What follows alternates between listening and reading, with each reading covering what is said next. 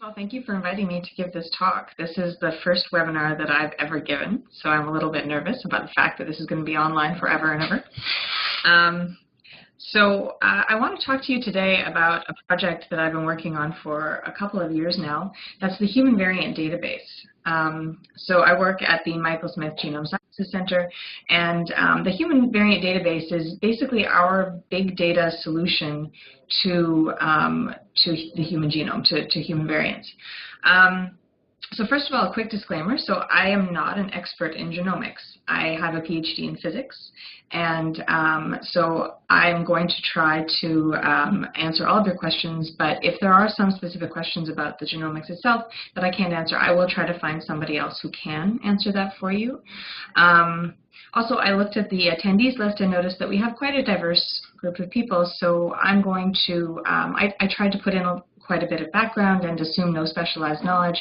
That means that all of you probably will have to see some things, go through some things that you already know, but if there are things that you don't know, then please, I'm completely okay with people interrupting, or send the message into the chat window, and I'll get to your questions as soon as I can.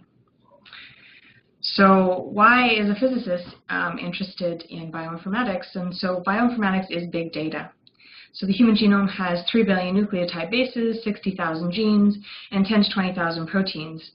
And with the advent of high throughput sequencing, and with the falling price of it, then we're producing this data at a truly enormous rate. And so the question is, how do we actually deal with that? So bioinformatics has been doing big data for a very long time. They take advantage of high-performance parallel computing, sophisticated algorithms, and in fact, bioinformaticians were early pioneers of dynamic programming, which is a big buzzword these days. Obviously, math and statistics, and increasingly also machine learning. And so if this list seems like a list of essentially the big data buzz, then you would be correct. And so it's actually just fortunate that these problems that we're dealing with for a very long time are also problems that Google and Facebook, and it seems like every internet marketing company, is also now interested in. So what we really want to do is leverage the new technologies that have come out of this big data revolution for our particular problems. So, like I said, I work at the GSC, and the GSC studies many different diseases, but the part that I personally work on is to do with cancer.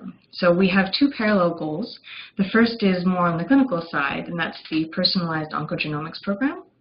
So we use patient genomics to diagnose and identify therapies for each patient's unique disease.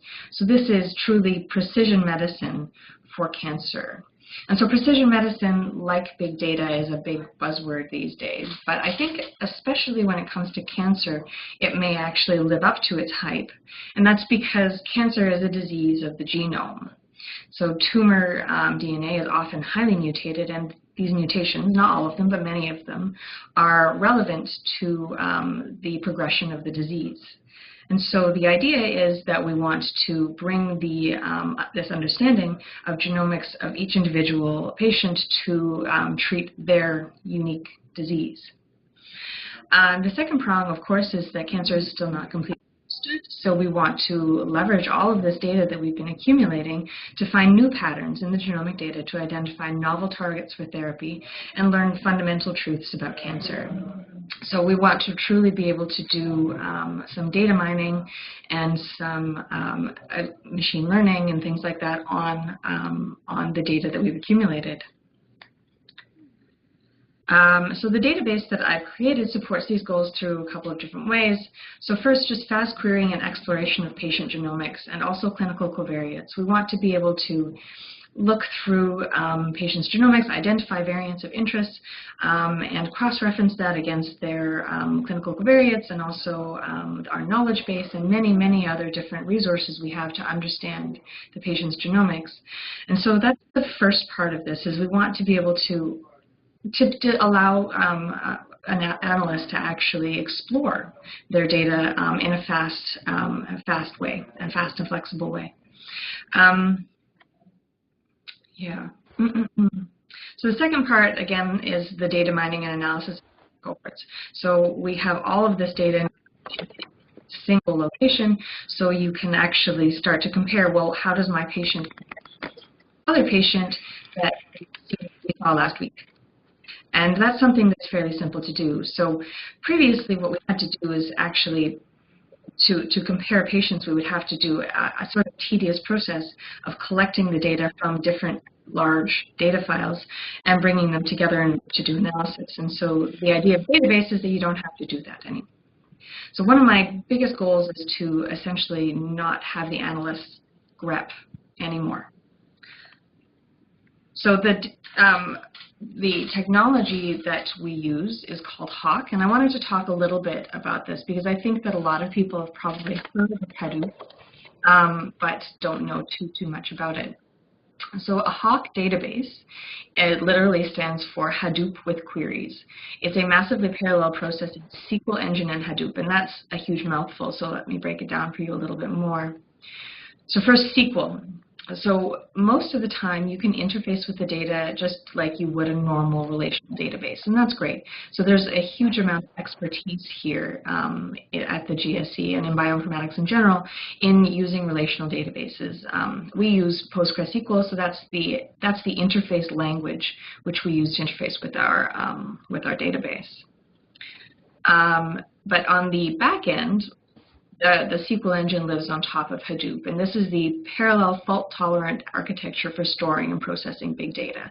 So this was a major development that Google contributed, I think it was 2011, so it hasn't been around for too long. And I will describe that a little bit in detail in a second.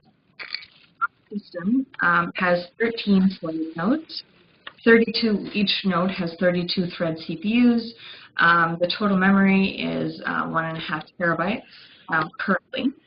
The total storage, is 250 terabytes, and the current disk usage is actually not that big so far, but we're increasing all the time at 1.5 terabytes. And just to give you an idea, our largest table has about 10 billion rows. So a normal database trying to query something with 10 billion rows would, well, I just simply wouldn't be able to do it. So querying something for 10 billion rows on our database takes, let me say, roughly 10 seconds. So this is the HAWQ architecture.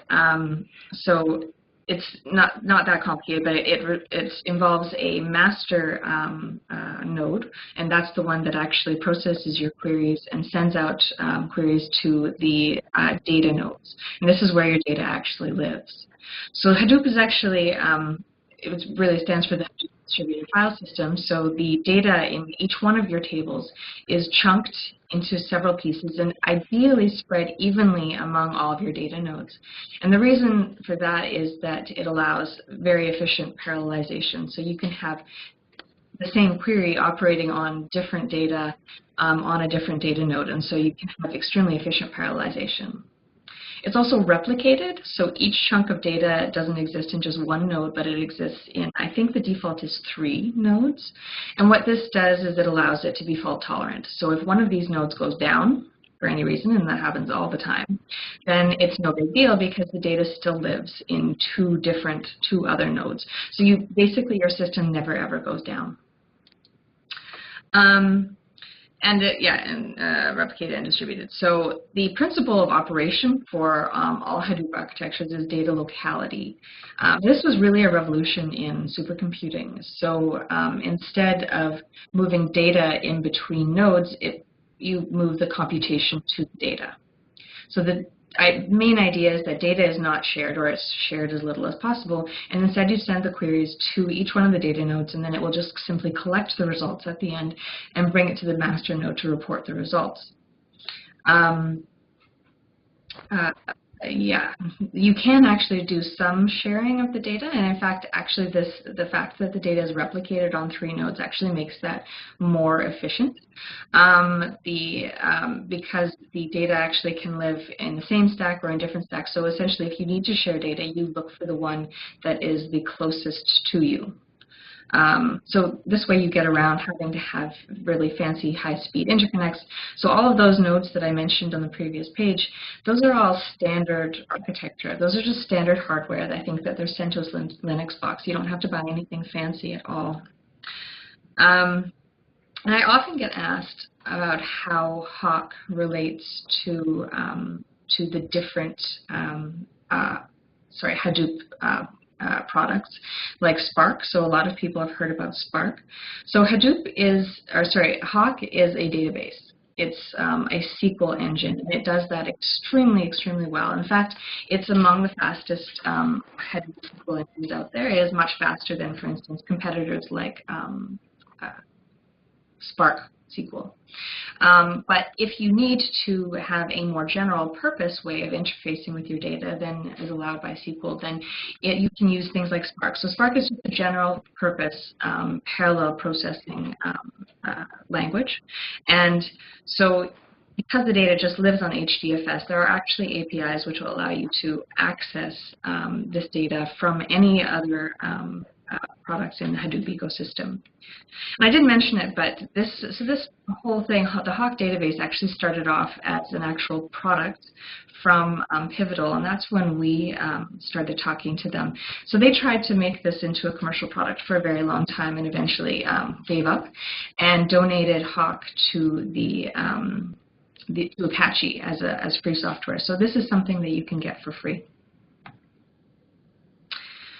I think that there are probably many people here that are experienced with other relational databases, so I thought it would be worthwhile to spend a couple of minutes talking about the difference between our database and relational databases. So I said before that I can mostly interface with it like a normal relational database, and that's true for doing simple queries. It's less true for loading data and things like that, where you need to actually have some understanding of the underlying Hadoop architecture. But here are a few differences. So the biggest challenge for us was actually that there are append-only tables. You cannot delete anything. You cannot change anything. Once it's there forever, and the only way to get rid of it is to literally make a new table with the data in the correct form that you want and to delete the old table. So what we do is essentially, for our large tables, we never ever do that because it takes a very long time. So it does change your data models. So we have other metadata tables which tell you whether something is in production or not, so that we're not continually using incorrect or obsolete data. So you have to do a little bit of schema management to figure that out. Also, there are no primary keys and there are no foreign keys. And in fact, there are no indices. So when you do a query, just a simple SQL select, then you're essentially always doing a full table scan. And the reason that this is efficient is that it is subdivided, all the data is subdivided onto all the different nodes, and so you have many, many different processes that are doing the query on their own small set of data. So this is sort of a problem, though. Well, the primary keys and foreign keys are obviously extremely useful. They help to maintain data integrity on the database, and so you have to be more careful about doing that yourself. So we have very careful transaction control to make sure that all data is with its data, and you never end up with problems where you have to fix anything. Also, because we are using the principle of data locality, the joins are more expensive because frequently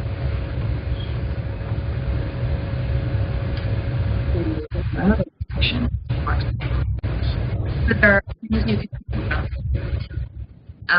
So you can actually control how the data is actually distributed among your nodes, and so the idea is that you choose to put data that is frequently going to be joined together on the same node.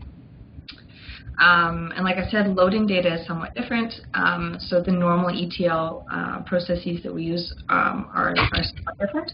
So we take these large data files, be they VCF or gene expression data, and we import them wholesale. We just hoover them up, and you can actually load them in parallel also.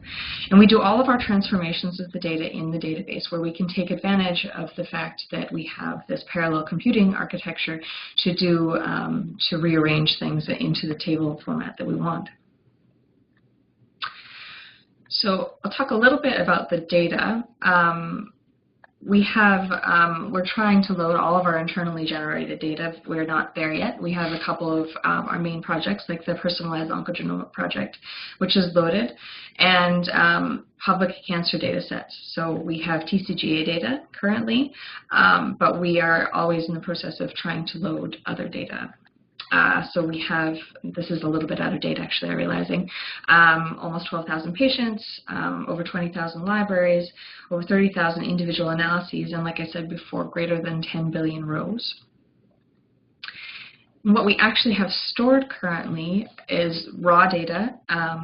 By raw data, I mean that we're definitely not limited by storage.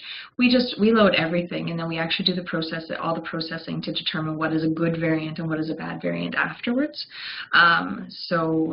Just in case we decide to change our mind about what filters we want to use.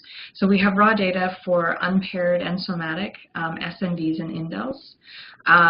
We have germline and somatic copy number variants, somatic loss of heterozygosity, we have gene expression data, we have homozygous deletions, and like I said, we have many, many other tables where we process this and filter this variant data for various purposes. Metadata, you want to store anything that might have batch effects. So we've kind of taken the philosophy of keep everything whenever possible. So we have library and construction data, library construction and sequencing data. We have all the data on the analysis pipeline parameters, patient data, and this has been a real value to us. We've managed to get some clinical data for our HAWQ program, the demographics, all of the patient's biopsies, drug treatments, and radiation treatments. The other useful thing is that because, again, storage is no option, then what we've done is we've loaded a number of external annotations databases. So if you're not in cancer, these things won't necessarily make sense to you, but I think that there are probably many examples in your own fields. So these are annotations databases, so they provide context for the variants. They tell you whether they're important, whether they're likely to be important or clinically important. Or not. And the nice thing about doing this is that these annotations databases are changing all the time as we learn more, as the cancer community learns more. And so what we actually do is we try to keep all of these things up to date. And we can take advantage of all of these updates in the annotations databases as they happen. And this is great. So before, what we had is a pipeline, and actually we still do this, but we have an annotations pipeline where the annotations are added literally to the variant files. And the problem with that, it's been a persistent problem, is that when you decide to update your annotations database, then you need to either backfill or recognize that if you're comparing two different patients, two different analyses, they might have different annotations just because one of them is more out of date. So in this way, we hope to keep all of our information up to date. So we're always in the process of loading new data. Other internal projects, we've got much less than half of our data in already. More external data sets, and there's more coming out over time. Structural variants, microRNA, disease and drug ontologies, and also knowledge base. The idea is that you want to load everything that you might want to join to your data. So these, of course, all have their own databases, and so we could do those joins offline in a different database. But if you want to be filtering or joining with the variant data, which is, of course, the large part of the data set, then you want to have it on hand on Hadoop also. And obviously, more data will give you better analysis. So you get better statistical power. Even though I say that we have big data, we don't have big data in the sense that that Google thinks about big data, in that our dimensionality is it's the curse of dimensionality. Our data is very sparse. Out of the 3 billion possible bases that could be varied, each patient will only have a few thousand of them. And so what we want to do is increase the amount of data we have in there as much as possible by taking advantage of these external data sets, for instance. So that's all fine and good. But now we have this amazing resource, and what we've been focusing on for the last 6 months or so is really to make this a powerful tool, then people have to have access to it. And the way that we used to do this is basically if somebody had a request, we would make a custom query and turn it into just a regular pipeline, which is what, that's the bread and butter of bioinformatics. And this was great and allowed us to do analyses that we wouldn't be able to do before. For instance, anything where you're comparing patients to all other patients. The disadvantage is that it doesn't allow a lot of flexibility, and I think that that's the main thing that I've been trying to work on for the last little while. So to allow the flexibility, we have two parallel things. We've made general purpose REST APIs, and those of you that are in cancer, so we've based this off of the very effective GDC APIs. So they're written in Python, and I can give a lot more details about this if anyone is interested after. We use it with Python, and we use SQL Alchemy in order to interface with our database in Python, and we use a pyramid REST framework. And so people can access data through simple REST APIs. And so on top of these REST APIs, we've also created a web interface, which I think is coming along very nicely. And so that will allow you to query and to filter and also to do simple types of analyses. And so we're hoping to add more analyses to this as we go. We've just gotten to the point of having some prototype testers. And what I'm hoping is that as soon as people start using this, they realize the power of and the flexibility that you're allowed to have. And then I'm sure we'll get requests like crazy for different analyses.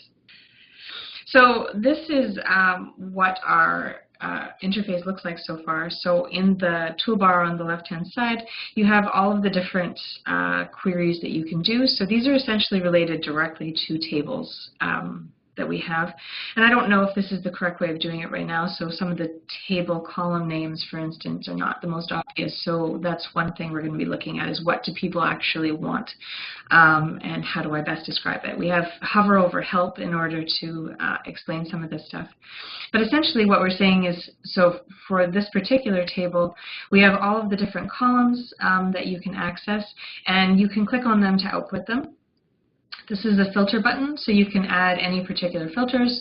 So, and they all show up here. So this shows all of the things that we're trying to output with this query, and we're filtering off of gene model the gene ID is in BRCA1 or BRCA2, and the annotations impact is high or moderate. And so what you'll also see is that down here, so these are the columns that belong to that actual table, and down here what we've done is every table, and that's all the metadata tables and also all the annotations tables that have a natural join condition. So in SQL Alchemy, you can very easily just create those relationships. And so what you can do is you can filter off of any of the annotations and also all of the metadata.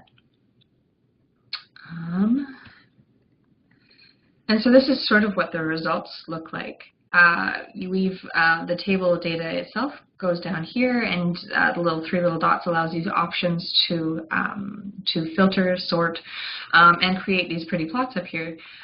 So it'll create circle plots, it'll create bar plots. So what this is showing is that for my query, most of the results are in BRCA1 and some of them are in BRCA2, and these are the particular diseases that they came from. So these are actually data that live in a different table than my variants than the themselves. So this is generally how we'd like to do, or how we're aiming to do things. I think that the big thing we're trying to do right now is to rename things so that they're not in SQL speak. They're sensible to users.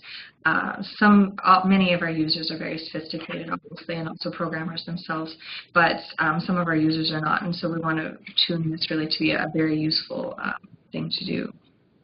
So the future is we have this incredibly powerful parallel framework now, and what I want is to let the database do most of the work. So it's currently being somewhat underutilized, but the database can do a lot of the things that we currently have pipelines to do.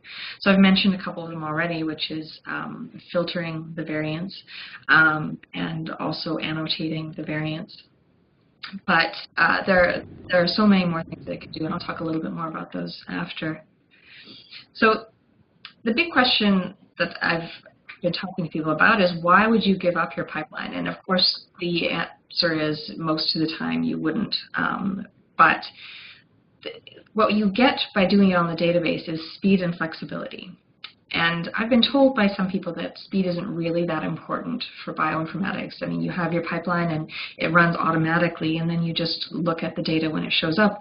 And that's absolutely true, but you get something more when you have speed and flexibility, and that's sort of the ability to play, the ability to explore and find things that maybe your pipelines might miss. So I'm envisioning this as a tool for possibly creating new pipelines or replacing some pipelines in some particular cases. So I think I already mentioned some of these. Tasks that could be done in the variant database are annotations, filtering, and again, the flexibility is that if you change your annotations or you change the parameters you're filtering, you find that there's a better way, then you don't have to backfill anything because they don't live on files. So you're just doing operations on the actual data that already lives there. And things that we haven't explored nearly as much, but we're working really hard to get in, are doing statistical analysis and analytics. So instead of just looking at, for instance, the gene expression of your particular gene, you can ask, is that gene expression in the 10th percentile of all of the other patients we've ever seen? So these things are actually not very particularly difficult to do in the database. Correlation functions, and also machine learning. So these are things that have some built-in functionality in the database. So there's actually a huge library which allows you to do many of these things. So this shows generally some of the functionality that's available. So these are all things that are optimized for parallel computing on the database itself. So you'll see many different things. So logistic regression, decision trees, random forests, and also other things, cross-validation. It's really quite a complete tool set. I've played with it a little bit, and I have to say it's a little awkward to do machine learning and things like that in the database. And the reason is that the interface is still SQL, so you're applying these, instead of having variable names and things like that, what you're doing is you're creating tables and you're using select statements in order to access your variables. So it's a little awkward, and I'm not sure it's a great replacement for instance, something like Spark. But as I said before, those you can access the data in the database using Spark also. What it is great for is things that you want to use to create a table. So if you want to calculate correlation on a regular basis and then have those accessible to analysts on a very, very fast basis, then you can do that and store that in a table in the database. And so that was pretty much all I wanted to talk about today. I want to thank basically all the people on my team. I've had a series of fantastic co-op students which worked on the web interface with me, and I'm just so proud of the work that they've done.